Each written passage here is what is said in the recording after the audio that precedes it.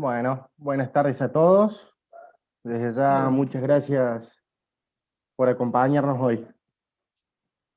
Eh, bueno, hoy nos va a estar acompañando segundo Carranza Torres, eh, explicándonos el régimen de la Ley de Economía y Conocimiento, esta nueva disposición.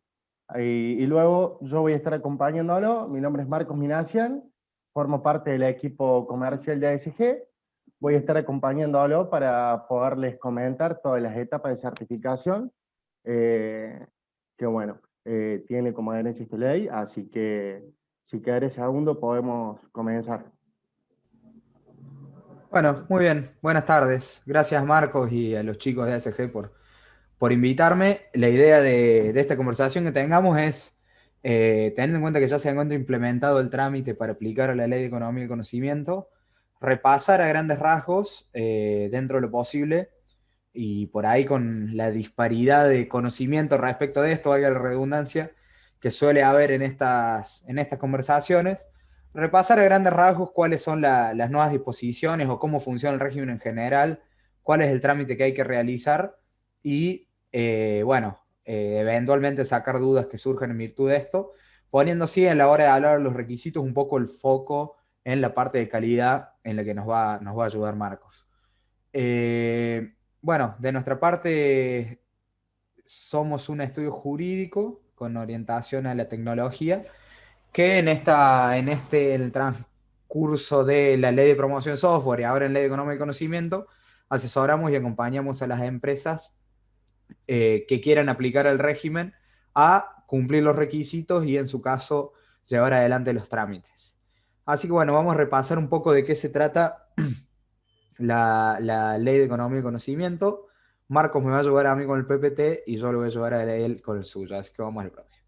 En primer lugar, repasar brevemente de qué se trata el trámite, tener en cuenta que aquellas empresas interesadas en aplicar tienen que iniciar sesión AFIP e ir al apartado que, que está establecido para el trámite de ley de economía y conocimiento, y en tal oportunidad AFIP va a determinar si la empresa está en condiciones de aplicar o no. ¿Y qué es lo que va a tener en cuenta? Bueno, el hecho de si está debidamente inscripta, como también la inexistencia de deudas tributarias. Si hay deudas tributarias, no se va a poder aplicar, no se va a saltear, no se va a poder pasar el paso uno y por ende va a quedar en el aplicativo de AFIP el procedimiento de inscripción, hasta tanto no se esté al día con las obligaciones tributarias, no se va a poder avanzar. Como paso 2, y una vez que se obtiene el OK de AFIP, se inicia mediante TAD una solicitud de adhesión a la Ley de Economía y Conocimiento, en la cual está compuesta de, bueno, varios anexos y el aplicativo tiene varios campos a completar, en los que, bueno, se acredita el cumplimiento de los requisitos, se presenta la facturación, siempre cruzada con la información de AFIP, se presenta la nómina, y se acredita el cumplimiento de los requisitos adicionales conforme lo vamos a ver, ¿no? Pero bueno, por supuesto hay un trámite diferenciado para empresas que venían de ley de promoción software, si hay alguien presente en esta oportunidad luego lo hablamos, pero saber que hoy salió una prórroga hasta mayo para aquellas empresas que vengan de ley de promoción software y no hayan cumplimentado con el trámite. Eh, bueno, entonces se completa mediante TAD el formulario y todos los anexos, que bueno, va a contener todas estas declaraciones. Y acá hay que tener algo muy en cuenta que a diferencia de otros regímenes, es un procedimiento de inscripción que requiere o que inicia un trámite administrativo, ¿no? Esto es, se inicia una solicitud ante la autoridad de aplicación tendiente a obtener una resolución que inscriba a la empresa en el régimen, ¿sí? No es que yo manifiesto que soy una empresa de tales condiciones, sino que es una solicitud que eventualmente tendrá vistas para contestar, que eventualmente tendrá pedidos de ampliación de información, pero que necesariamente va a tener una resolución concreta y específica por parte de la administración, sea archivando el trámite o denegando la solicitud, o sea aprobándola y con ello incluyendo a la empresa adentro de los beneficiarios, ¿sí? Por ahí, por ejemplo, para ingresos brutos o para la solicitud de exención de ingresos brutos, la sola manifestación de la realización de la actividad bastaba para la inscripción. Acá se inicia un trámite administrativo.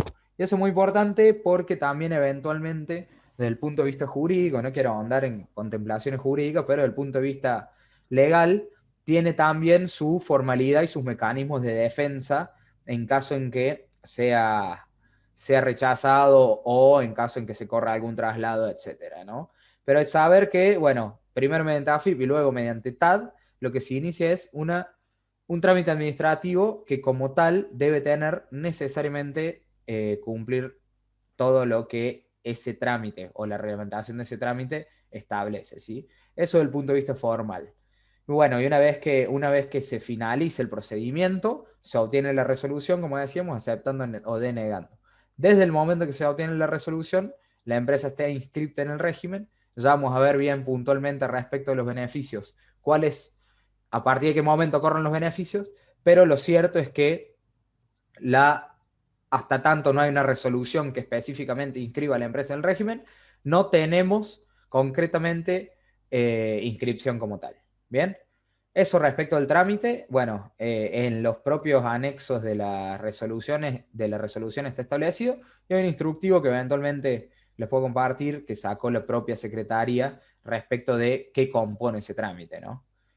Pero bueno, esa es la formalidad a cumplir mediante trámites de distancia, es bastante autodidacta en ese sentido. Lo importante es que la información que se suba tenga el efecto o busque tener el efecto que se exige en estos casos, ¿sí? Que se exige para acreditar lo que se quiere acreditar, tanto actividad como los requisitos adicionales.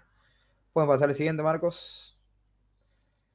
Bueno, la ley en su artículo 2 establece una serie de actividades promovidas, ¿sí?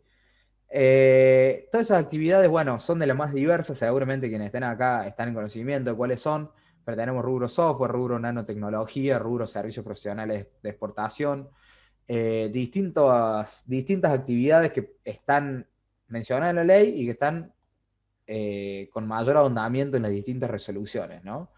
Eh, Respecto de esto, decir, en primer lugar, que la actividad debe acreditarse, ¿no? ¿Cómo se acredita? En primer lugar, mediante el CLAE, que está ahí mencionado, es decir, el código del nomenclador por el que se emiten las facturas.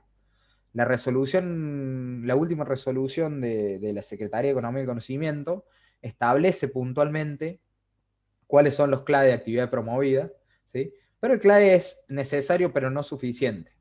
Debe verse no solo el CLAE, o no solo el código, sino también el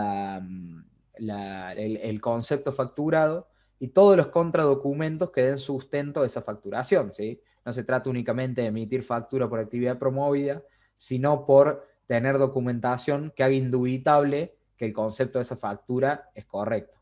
La factura como tal es necesaria, pero no es suficiente para acreditar que hago actividad. Bien, eso hay que tenerlo bien en cuenta porque muchas empresas por ahí tienen confusos los rubros por lo que facturan. Por ahí el rubro es directamente servicios profesionales o es abono o son situaciones así que a la larga después no terminan teniendo ninguna validez o no tienen contenido en sí mismas como para entender que es indubitable que realizan actividad promovida, ¿bien?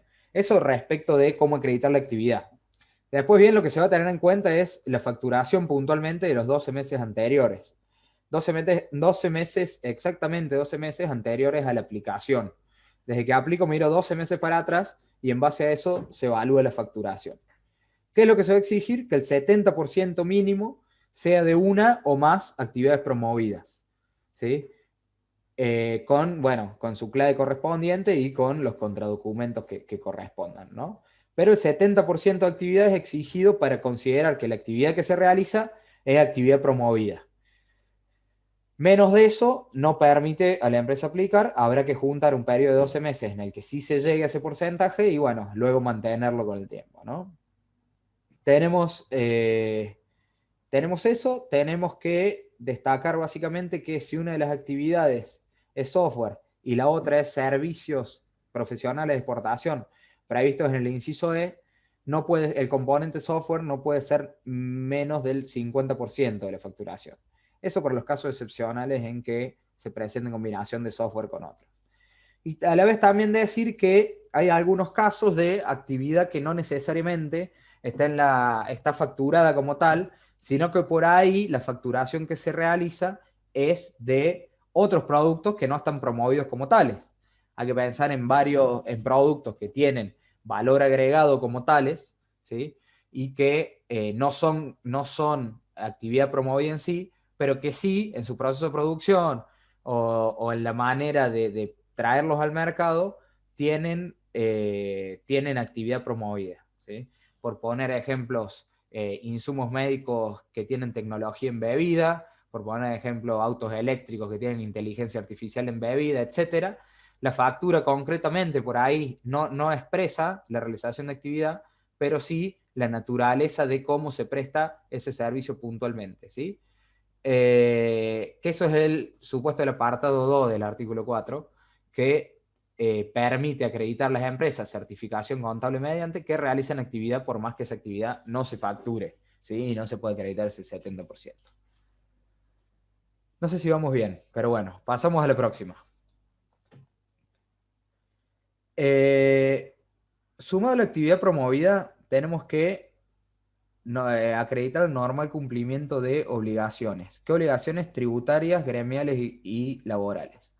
Te decíamos que para acreditar el normal cumplimiento de las obligaciones tributarias, AFIP, al iniciar el trámite, nos va a decir si efectivamente estamos en condiciones de continuar o no. Entonces, de ese lado, digamos, no hay mucho margen a qué acreditar al momento de presentar el trámite, ¿no? Respecto de las obligaciones gremiales, debe obtenerse del sindicato correspondiente un libre deuda por cada uno de los empleados respecto de la empresa con sus obligaciones, ¿no? Eso por el caso en que haya empleados sindicalizados y si hubieran varios gremios, por cada gremio, cada empleado debe obtener su libre deuda. Para el caso en que no haya empleados gremializados, lo que se debe presentar es una declaración jurada en la cual el titular de la empresa manifieste la inexistencia de empleados sindicalizados, ¿sí? Bien, eso respecto de eso. Y por último, obligaciones laborales. Básicamente el hecho de constatar la inexistencia de la inscripción de la empresa en el REPSAL, que es el Registro Público de Sanciones Laborales. Eso es para la ley o eso es para el trámite, el hecho de estar en normal cumplimiento de las obligaciones laborales. Eso sería, pasamos a la próxima, Marcos, porfa. Eso sería lo que hace a la empresa como tal estar en condiciones de aplicar, es decir, ser una empresa que realice actividad promovida y que esté en normal cumplimiento de sus obligaciones tributarias, laborales y gremiales. Hay una excepción por ahí, digamos, solo esto es lo único estas cosas se tienen que acreditar y solo estas cosas en el caso que se trate de micropymes, ¿no? Cuando estamos en presencia de micropymes y que se acredite mediante el certificado MIPYME, ¿sí? Solamente esto es lo que se va a tener que acreditar, actividad promovida y esas condiciones de la empresa. La manera de acreditarlo es con ese certificado y si no tuviera la posibilidad de presentarse ese certificado, se deberá hacer una certificación contable en la cual se acredite que en los últimos 3 años los límites de facturación están dentro de lo que la norma y la resolución concreta de AFIP establece respecto de cuál es el límite para ser micropyme, ¿no? Entonces, el tamaño de la empresa es relevante porque en el caso que se trate de micropyme, vamos a necesitar acreditar únicamente que se realice actividad promovida y que está en normal cumplimiento de las obligaciones.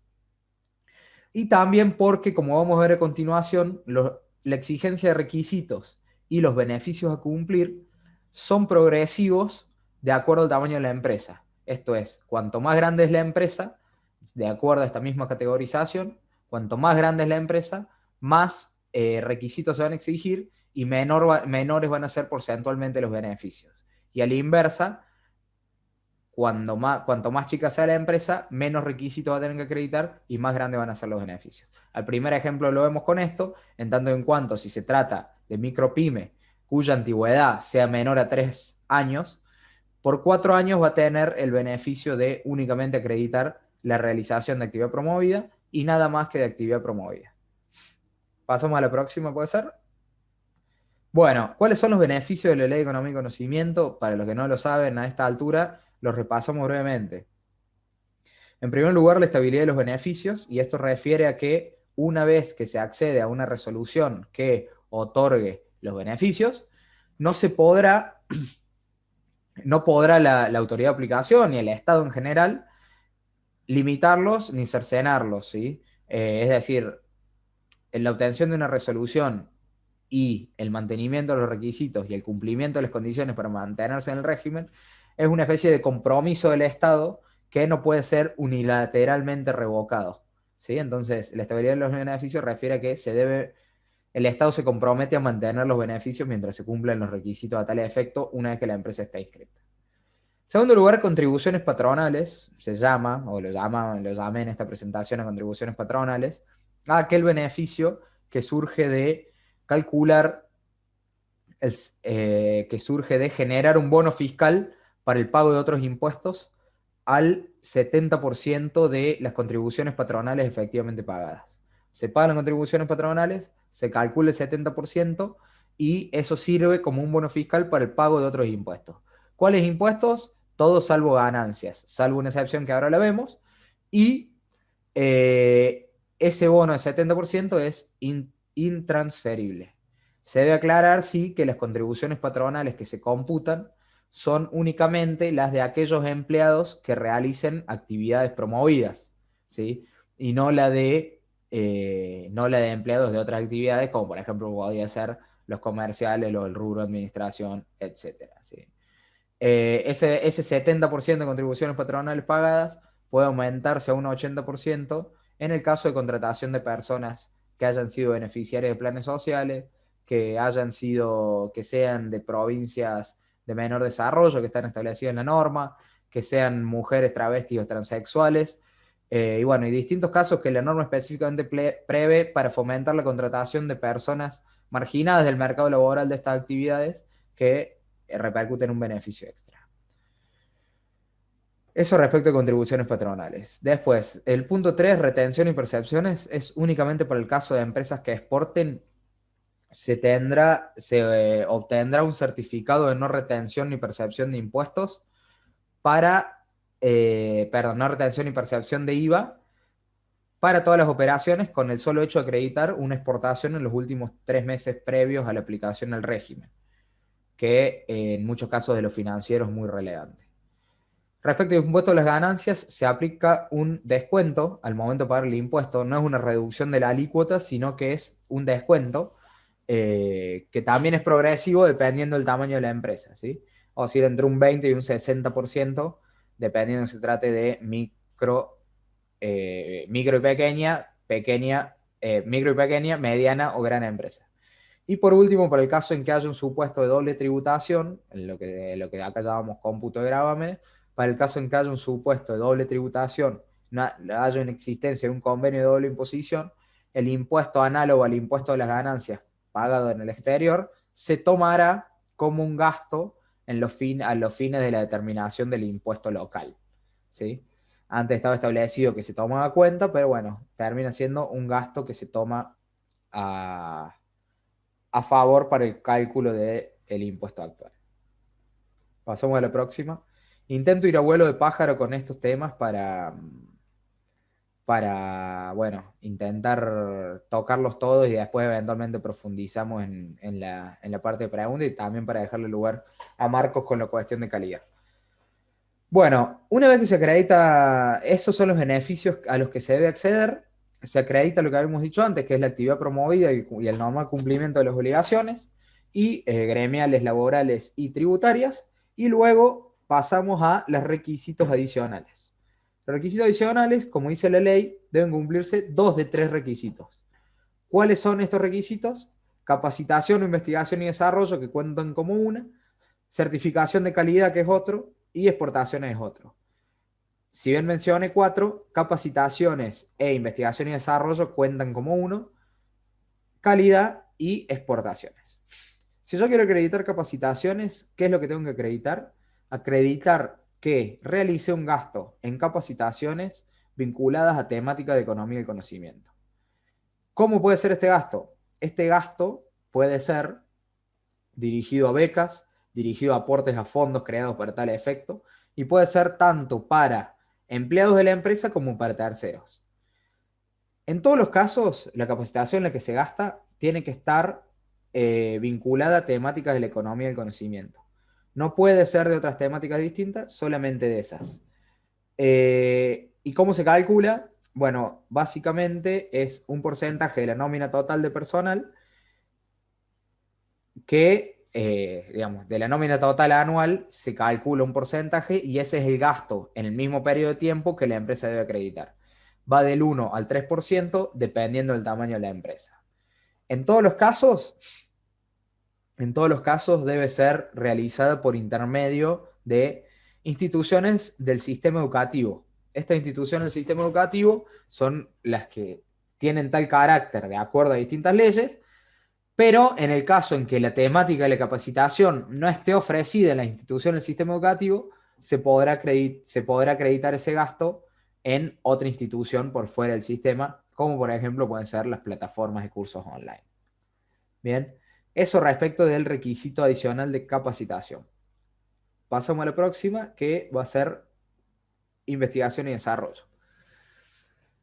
Los gastos en investigación y desarrollo que la empresa puede acreditar son todos aquellos dirigidos a el desarrollo o la investigación, valga la redundancia, de nuevos proyectos para la empresa relacionados con la actividad que realiza.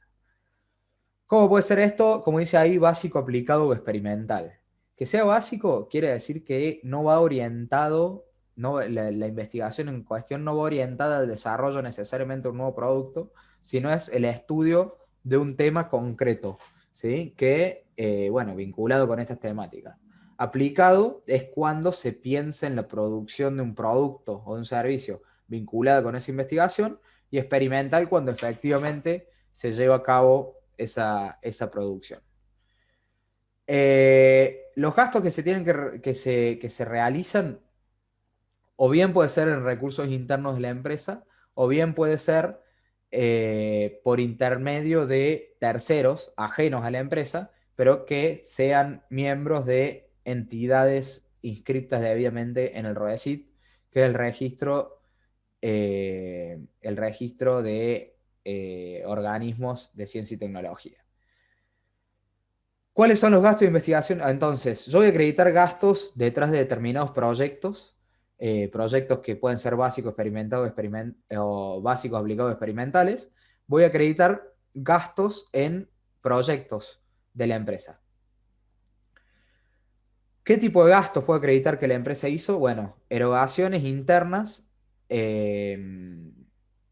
vinculadas con este desarrollo, es decir, gastar en personal, salario del personal que estuvieron involucrados atrás del proyecto. El tema es que eso tiene un límite y es el 40% del gasto. Es decir, del gasto en investigación y desarrollo que yo acredito, solo el 40% puede ser de salarios. Eventualmente, podría ampliarse este 40 al 80 si las obras que son objeto de ese I+D están sujetas a registración, tanto por derecho de autor, por marca, por patente, por diseño industrial, diseño industrial, modelo industrial, etc. También el gasto que se acredite puede ser adquisición de tecnología, tanto hard como soft, digamos. Y bueno, la adquisición de intangibles. Hay ciertos gastos que están excluidos específicamente, como la directa mejora o soporte al propio, o corrección de errores del propio desarrollo del propio producto, pero en cualquier caso, la novedad principal de las reglamentaciones, a diferencia de la ley de promoción de software, es que hay un límite al componente salario que se puede denunciar como gasto de investigación y desarrollo. ¿Sí? Entonces, para cumplir uno de los requisitos adicionales, se puede acreditar capacitaciones o se puede acreditar investigación y desarrollo con estas salvedades. Por supuesto que en el trámite, tanto para capacitaciones, se detalla quién es el beneficiario, cómo se pagó, en qué institución fue, en qué temática fue, etc. Y en el caso de investigación y desarrollo, se desarrolla una memoria técnica vinculada con cuál es el proyecto, qué recursos estuvieron involucrados, qué tecnologías se utilizaron, qué innovaciones, qué problemas vienen a solucionar, etcétera. Con mucha profundidad y detalle se explica cuál es el proyecto que se está pretendiendo desarrollar, ¿sí? Eso respecto de estos requisitos adicionales. El siguiente es exportaciones, que no lo tenemos, pero no importa. Exportaciones es un requisito que se puede acreditar con con tener un componente determinado de facturas dentro de el total de la facturación del último año. Esas facturas tienen que ser también del 4 al 12%, dependiendo del tamaño de la empresa. Acreditando la sola existencia de esas facturas, se va a tener el beneficio, se va a tener el requisito por cumplimentado y es solamente esa la manera de probarlo, el hecho de tener facturas emitidas. Hay casos que se exporta por intermedio de terceros y también eventualmente se podría acreditar, pero bueno, en general ese requisito se va a tener cumplimentado con cuántas de las facturas son facturas o qué componente de la facturación directamente son exportaciones, ¿sí? Y el tercer requisito adicional a acreditar eh, es el requisito de calidad.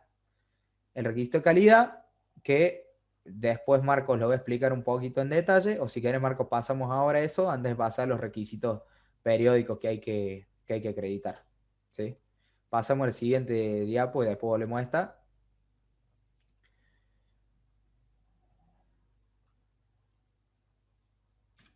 Marcos. Dale, segundo, ahí dejo de Bueno, pero pasemos, compartir. introduzco el tema de calidad, vos después explicás la certificación, ¿puede ser? Dale, perfecto, te paso. Como requisito adicional tenemos investigación, desarrollo, capacitación, en segundo lugar exportaciones y por último calidad. ¿Qué es la calidad? Acreditar o bien la certificación de una norma o bien proceso de mejora.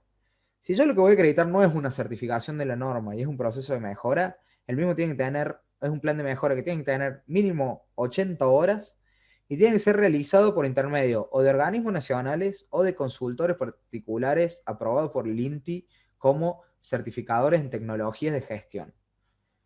Tiene que ser un plan de mejora de 80 horas y que tiene que ser específicamente aprobado por la autoridad de aplicación, lo cual, de cierta manera, complejiza bastante o burocratiza bastante la posible acreditación del requisito, ¿sí?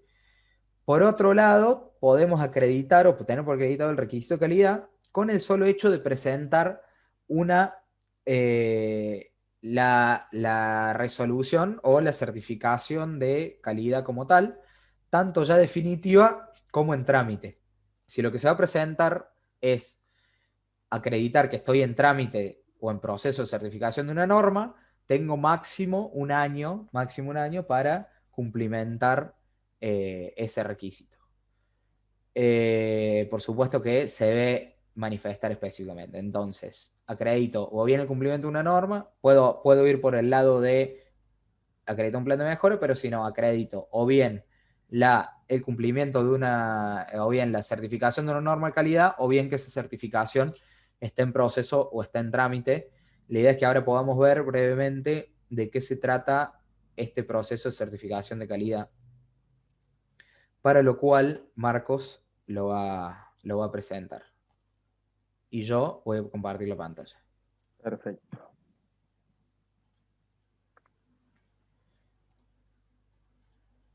Ahí estamos. No sé si se ve. Sí, se ve perfecto. Dame un segundito.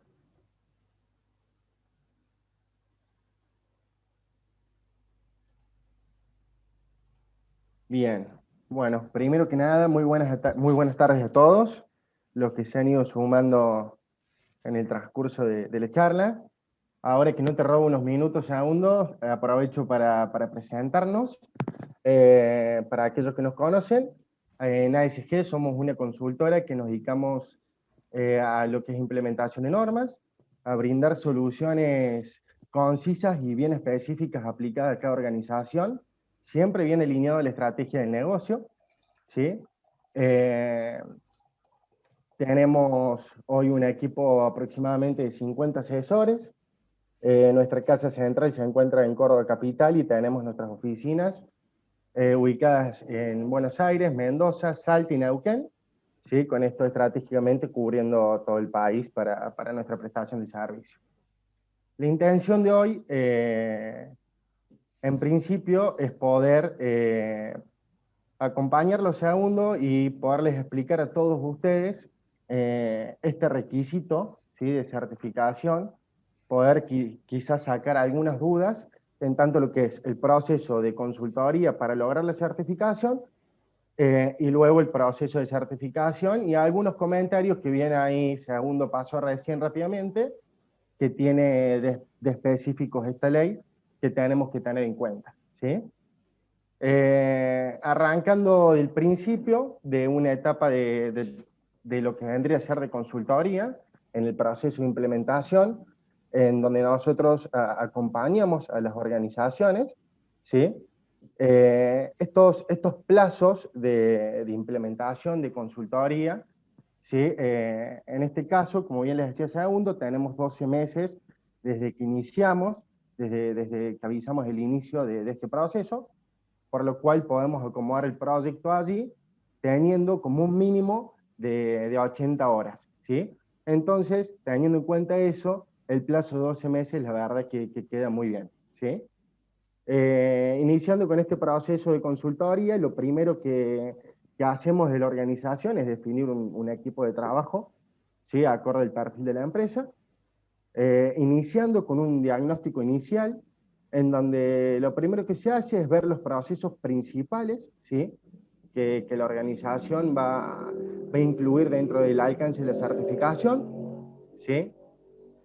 Como segundo paso, y algo muy importante en estos proyectos, que es la planificación, ¿sí? El tiempo que vamos a definir para este proceso, de qué manera lo vamos a hacer, con qué responsables y cómo vamos a recorrer cada uno de estos. Una vez que iniciamos ese relevamiento y esa planificación, elaboramos la capacitación, ¿sí? Para poder introducir a todas las personas que van a participar de la organización en este proceso, con una capacitación de esta norma que vayamos a elegir, certificar, bien claro y conciso, alineado a la empresa y la estrategia de este negocio, ¿sí? Como cuarto punto, y muy importante, en donde se comienza con todo el relevamiento de la documentación, ¿sí? Este punto es muy importante, ¿sí? Ya que acá es donde comenzamos toda la ingeniería y elaborar los procesos que vamos a definir, ¿sí? Para después comenzarlos a estandarizar. Entonces acá se hace un trabajo fuerte en todo lo que es la optimización, cómo vamos a alinear que estos procesos funcionen bien alineados al día a día de la organización, ¿sí? Luego de esto, vamos a comenzar con la implementación del proceso y de todos estos procedimientos alineados a los procesos que hemos definido, ¿sí? Para, para la organización. Luego de esto, pasamos a las etapas de auditorías internas, que esto es un requisito normativo, muy estratégico, la verdad es que para nosotros siempre decimos que es fundamental y clave. Acá se hace la verificación, ¿sí? De lo que hemos implementado, alineado a los requisitos normativos. Eh, entonces acá es un punto, la verdad que lo usamos y nos sirve mucho como estrategia para ver en qué estado se encuentra la empresa y todo aquello que tenemos que mejorar en el sprint final antes de solicitar la certificación, que venga el ente de certificación a auditarnos para iniciar en este proceso. Esto es un poquito lo que conlleva el proceso de implementación en lo que es la consultoría. Luego vamos a hacer un espacio de preguntas. Si les parece, pasamos al siguiente segundo. No sé si se está viendo. Quedó, a ver ahí sí, está viendo. Perfecto. Perfecto, ahí sí. Bueno, acá vamos a aprovechar para explicar el proceso de certificación. Como pueden ver en esta línea del tiempo, ¿sí? Van a poder ver cómo está identificado cada etapa del proceso, iniciando con el proceso de implementación que les comentaba recién, toda la parte de consultoría, ¿sí? Luego, sí, vamos a comenzar una vez que ya llamamos el ente de certificación, que lo tenemos definido. Lo primero que se hace es una auditoría inicial, es la primera etapa, ¿sí? En donde viene este organismo de certificación a evaluar y a verificar que se hayan implementado los requisitos normativos, ¿sí? De esta auditoría pueden surgir o no áreas de preocupación, que son aquellas cuestiones a trabajar que tenemos un plazo de 15 a 90 días, ¿sí? Para poder resolverlos hasta la etapa de certificación. Esto, como les comentaba recién, ¿sí? Son las dos etapas que tiene el proceso de certificación inicial, auditoría inicial y auditoría de certificación, que entre ambas pueden pasar de 15 a 90 días, y hoy habitualmente estamos en el rango de los 20 días entre una etapa y la otra. En la etapa de certificación es donde el ente de certificación, ¿sí? De no haber ningún hallazgo a resolver, procede a la recomendación de la certificación, ¿sí? Luego de esto, ¿sí? Por ejemplo, podemos hablar del estándar ISO 9001, ¿sí? Eh, Tiene un proceso que dura 3 años, en donde hay una auditoría anual periódica, ¿sí? Que tenemos que cumplir todos los años para poder mantener esta certificación, ¿sí? Este proceso es cada 12 meses hasta llegar al plazo de 3 años que se cumple el ciclo de recertificación. Si quieres pasar a una etapa más, Sí, señor. así está ahí. Bien. Acá me freno un poquito para que podamos charlar un poco de lo que comentaba Segundo en su última filmina del requisito de certificación. Eh, Acá es importante comentarles lo siguiente. eh, para aquellas empresas medianas y grandes, ¿sí? Pueden recertificar una sola vez, ¿sí? Ese estándar que hayan certificado. Después podemos ver bien en el anexo 3 aquellas normas que la ley definió en este anexo que se pueden abordar, pero entre ellas están 9001, 14001, 27001, 50001, ¿sí? Entonces, una vez que cumplimos el primer ciclo de esta recertificación de estos 3 años, las empresas medianas y grandes solamente pueden cumplir un solo ciclo.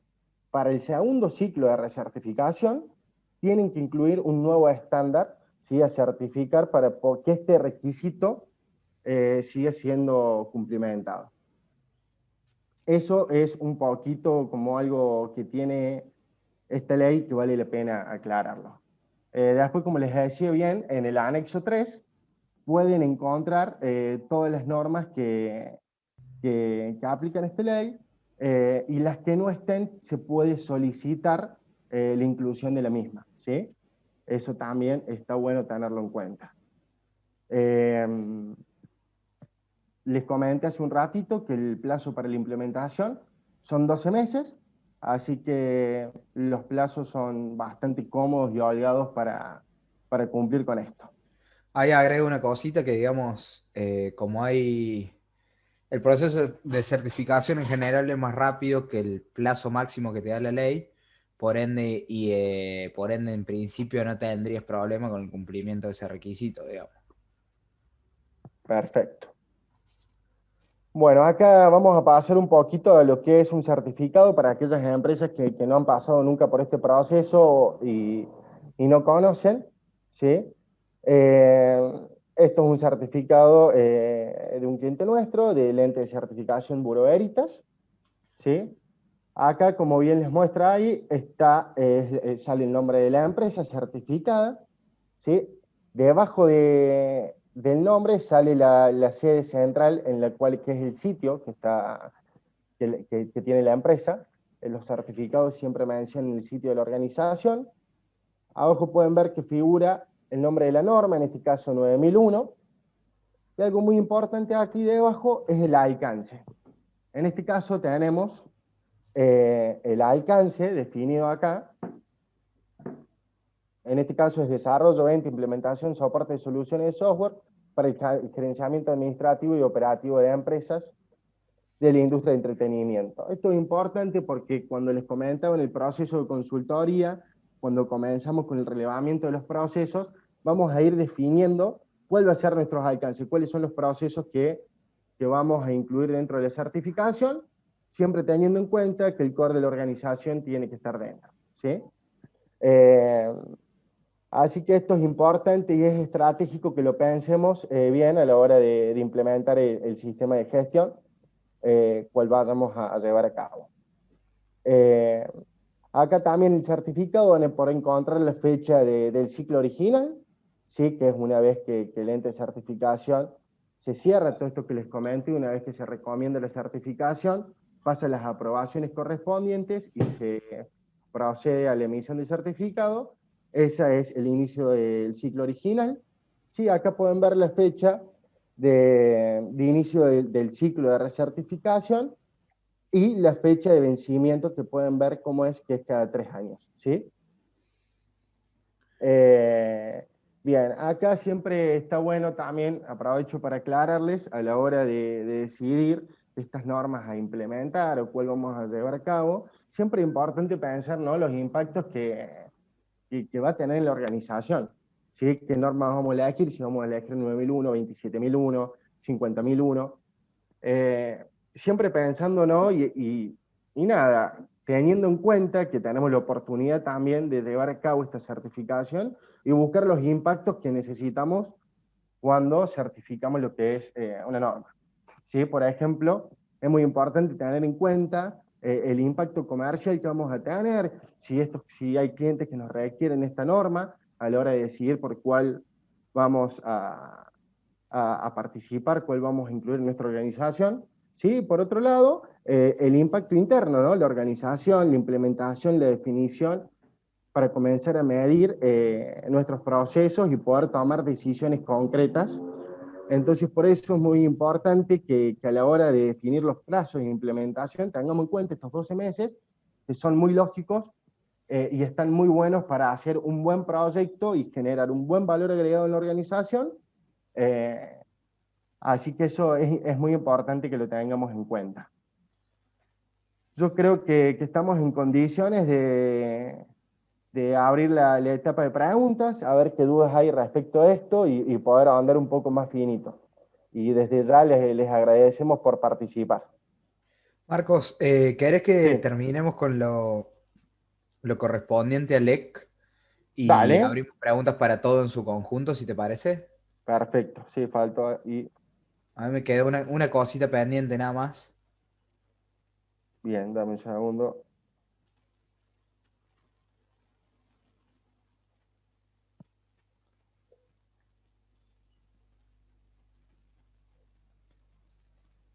Ahí comparto. Bueno, habíamos visto básicamente, estos son los requisitos que eventualmente se pueden cumplimentar, teniendo en cuenta, habíamos dicho capacitación, investigación y desarrollo, eh, Ahí se ve calidad de bien. acciones. Y una vez que se aplica, o una vez que, creo que un cachito más atrás tenemos que ir, Marcos. Una vez que se aplica o que se logra obtener la resolución, una anterior y estamos. Ahí Una vez que se está. logra obtener la resolución, voy a estar inscripto y como inscripto voy a tener que mantenerme cumpliendo determinadas obligaciones. Uno es el pago de FOMPEC, que básicamente consiste en un aporte obligatorio que debe hacerse un fondo.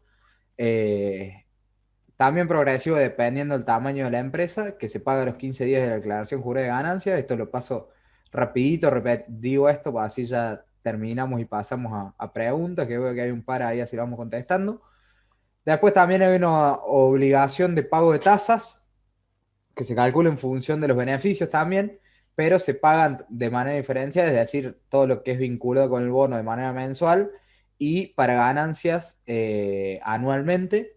Vamos a la siguiente. Y también vamos a estar, esos serían los costos vinculados con pertenecer al régimen. Una más, Marcos. Y muchas gracias. Y eh, sumado a eso, estamos obligados a realizar una presentación anual. Todos los años acreditan tomando como referencia, bueno, lo que diga la resolución, pero en general va a ser a los 365 días de emitida la resolución, en la cual se tiene que acreditar que la nómina se mantiene, que no hubo ningún despido, que no hubo ninguna despido incausado, que no hay ningún conflicto laboral en ese sentido, sino que solamente si hubo una disminución de la nómina, acreditar que se hizo mediante alguna renuncia, algún despido con causa, etcétera. También se tiene que acreditar el tamaño de la empresa, que sigue siendo el mismo que es, y las exportaciones realizadas.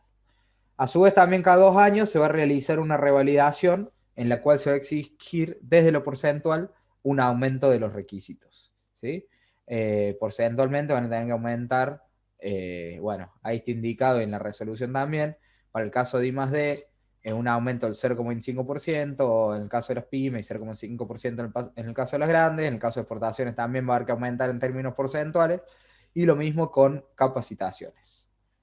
Vamos a la próxima y creo que con esto ya estamos. Estos serían los requisitos periódicos. Básicamente mencionar o saber que quienes estén inscritos en el régimen están sujetos a auditorías constantes que pueden ser efectuadas en cualquier momento, en las cuales se va a verificar que los requisitos que se alegaron se siguen cumpliendo, y también la norma establece procedimientos sancionatorios en caso de incumplimientos, que van desde apercibimiento hasta pérdida del régimen, pérdida de posibilidad de aplicar futuro y pérdida, por supuesto, retroactiva de los beneficios.